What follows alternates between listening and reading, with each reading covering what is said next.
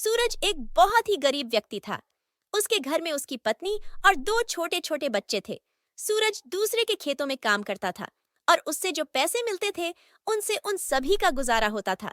अभी बच्चे बहुत छोटे थे, इसलिए उनके स्कूल का कोई खर्च नहीं था। पर सूरज की कमाई से उन चारों का खाना भी मुश्किल से चल पाता था।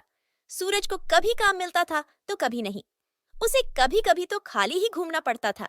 जिस दिन उसे काम नहीं मिलता था तो उसके घर में खाने के भी लाले पड़ जाते थे। सूरज अपनी पत्नी से कहता है, 3-4 दिनों से काम की तलाश में इधर उधर घूम रहा हूँ, लेकिन कोई काम मिलता ही नहीं। कुछ दिनों अगर ऐसे ही चलता रहा तो हमारे घर में खाना कैसे बनेगा। सूरज की पत्नी कहती है, आप चिंता ना करें, अगर कुछ और दिन काम नहीं मिला तब भी हमारे दिन कट जाएंगे। आजकल काम का बहुत अकाल पड़ा हुआ है, मजदूर काफी ज्यादा है और काम बहुत कम, इसलिए काम मिलना भी काफी मुश्किल हो गया है। न जाने मुझे कब काम मिलेगा, बच्चे भी बड़े हो रहे हैं, मेरे पास उनके खाने पीने का भी पक्का इंतजाम नहीं है।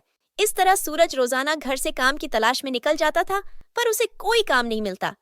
सूरज की बेटी गुदिया का जन्मदिन आने वाला था। वह रोज अपनी माँ से कहती, मम्मी याद है ना, मेरा जन्मदिन आने वाला है, इस बार पिताजी मुझे नई फ्रॉक लाकर देंगे ना, उन्होंने मुझसे वादा किया था। गुड़िया की माँ गुड़िया को दिलासा देते हुए कहती है, हाँ बिटिया। वह अपनी बेटी को समझा तो देती है, लेकिन मन ही मन काफी चिंतित हो जाती है। काम ना मिलने की वजह से घर में खाने के भी लाले पड़े हुए थे, तो गुड़िया की फ्रॉक कहाँ से आती। शाम को सूरज हारा थका हुआ घर वापस लौटता है। क्या हुआ, आज कोई काम मिला क्या सूरज? नहीं, आज भी दिन भर धक्के खाता रहा और कोई काम नहीं मिला। मेरे साथ और भी कई मजदूर भाई खाली हाथ घूम रहे हैं, पता नहीं कब काम मिलेगा। नहीं, आपको जल्द से जल्द काम ढूंढना पड़ेगा, वरना खाने पीने के लाले तो पड़ेंगे ही, गुड़िया अलग से नाराज हो जाएगी। गुड़िया मुझसे कहती है कि उसे उसके जन्मदिन पर नई फ्रॉक चाहिए। अगर काम नहीं मिला तो पैसे कहाँ से आएंगे, और पैसे नहीं आए तो नई फ्रॉक कहाँ से आएगी सूरज। मैं भी दिन रात इसी चिंता में रहता हूँ, पर क्या करूँ। अगर कल कोई काम नहीं मिला तो अपनी जान पहचान के किसी आदमी से कुछ पैसे उधार ले लूंगा, पर गुड़िया को उसके जन्मदिन पर फ्रॉक जरूर दिलाऊंगा। वह कितनी आस लगाए बैठी है, मैं उसे उदास नहीं कर सकता। अगले दिन सूरज सुबह से ही काम की तलाश में निकल जाता है। दिन भर धक्के खाने के बाद भी उसे काम नहीं मिलता तो वह निराश होकर शाम को घर लौट आता है। गुड़िया का जन्मदिन पास आ रहा था और सूरज को यह चिंता सता रही थी कि उसके पास नई फ्रॉक के लिए पैसे कहाँ से आएंगे। सूरज अपने एक दोस्त से कुछ पैसे उधार मांगता है। भाई, क्या कुछ दिनों के लिए कुछ पैसे उधार मिल सकते हैं? कुछ ही दिनों में मैं आपको वापस लौटा दूंगा।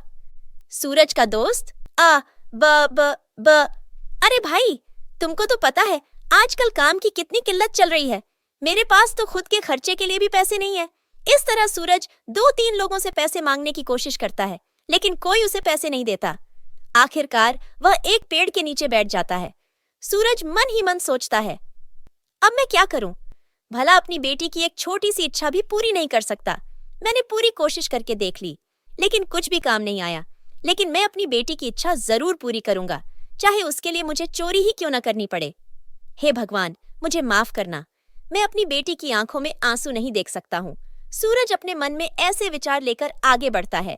कुछ दूर जाने पर उसे एक आलीशान मकान दिखता है और वह वहां चोरी करने की सोचता है। सूरज मकान काफी बड़ा लग रहा है, इसमें तो काफी लोग रहते होंगे। चलो, मैं इस मकान के अंदर जाता हूँ, जो भी पैसे मिलेंगे उनसे मैं अपनी गुड़िया के लिए एक नई फ्रॉक खरीद लूंगा। मैं ऐसा काम कभी ना करता अगर मुझे अपनी छोटी बच्ची का ख्याल नहीं होता। सूरज अपने भारी मन से विचार करते हुए उस मकान की ओर बढ़ता है। वह मकान में घुसने की कोशिश करता है। तभी सामने से मकान मालिक और उसकी पत्नी बाहर की ओर निकलते हैं और अपने नौकर से कहते हैं, देखो रघुराम, बिटिया का अच्छे से ध्यान रखना, उसे कोई भी चीज की कमी ना हो। हम लोग जरूरी काम से बाहर जा रहे हैं, शाम को लौट कर आना होगा, तब तक बिटिया को कहीं भी अकेले मत छोड़ना। यह कहते हुए वह आदमी और औरत कार में निकल जाते हैं। उन्हें जाता देख सूरज सोचता है, चलो यह तो अच्छा है, ये लोग घर से बाहर चले गए, अब चोरी करने में थोड़ी आसानी होगी। सोचते हुए सूरज घर के पीछे के दरवाजे से घर में दाखिल होता है। रसोई की पीछे की दीवार की खिड़की से अंदर जाता है। अंदर उसे कोई भी नजर नहीं आता। वह चुपचाप अंदर चला जाता है और चोरी की नीयत से सामने वाले कमरे में जाता है।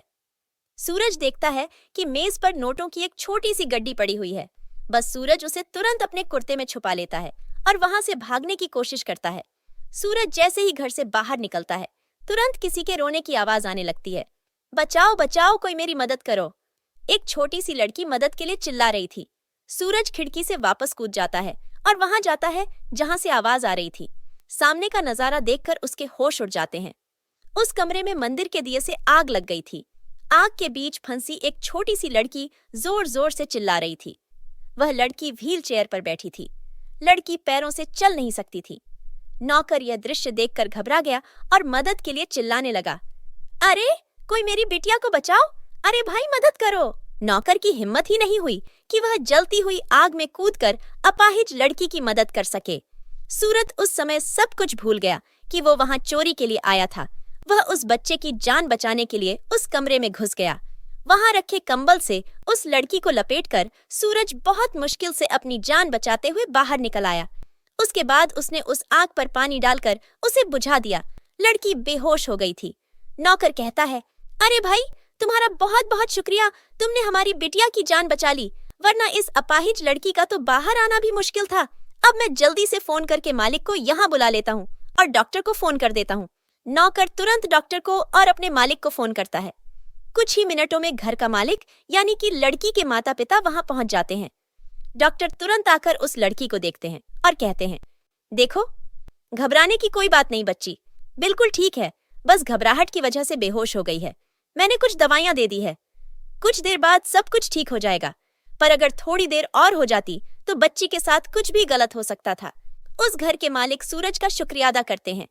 तुमने मेरी बेटी की जान बचाकर हम पर बहुत बड़ा एहसान किया है। तुम हमारे लिए एक भगवान की तरह आए हो, परंतु तुम यहाँ आई कैसे? सूरज उन्हें सब कुछ सच सच बता देता है। देखिए सेठ जी, मैं आपके घर में चोरी करने के लिए आया था। मुझे अपनी बेटी के लिए एक नई फ्रॉक लेनी थी। उसी के लिए पैसों की जुगाड़ करने के लिए मैं आपके घर चोरी करने के लिए आया था। मैं यहाँ से जैसे ही चोरी करके निकल रहा था, तभी अंदर से आवाजें आने लगी। मैंने जलती हुई आग में उस बेटी को देखा तो मैं तो पूरी तरह घबरा गया और उसे बचाने के लिए आग में कूद पड़ा। अपनी बच्ची के प्यार में आकर मैंने यह गलत काम किया। आप चाहे तो मुझे पुलिस में दे सकते हैं। देखो, तुम दिल के बहुत ही अच्छे इंसान हो। तुम तो यहाँ चोरी करने आए थे, परंतु मेरी बेटी को मुसीबत में देखकर खुद मुसीबत में फंसकर मेरी बेटी की जान बचाई। यह तो एक बहुत ही अच्छे और ईमानदार व्यक्ति का संकेत है। तुमने अपनी बेटी की नजरों में सही बनने के लिए चोरी की, तो भला मैं तुम्हें पुलिस के हवाले क्यों करूं? तुम बुरा न मानो तो क्या मैं तुम्हारी बच्ची के लिए कुछ पैसे दे सकता हूँ, जिससे कि तुम उसके लिए एक नई और सुंदर फ्रॉक खरीद सको। और हाँ, तुम्हें चोरी के पैसों से अपनी बच्ची के लिए कुछ भी खरीदने की जरूरत नहीं पड़ेगी। सूरज, आपका बहुत बहुत शुक्रिया मालिक। मैं चोरी जैसा काम जिंदगी में कभी नहीं करता। अगर मैं मजबूर ना होता, मैं काम की तलाश में इधर उधर धक्के खा रहा था, पर काम नहीं मिल रहा था। मेरी गुड़िया नई फ्रॉक के लिए मुझसे कितने दिनों से आस लगाए बैठी है।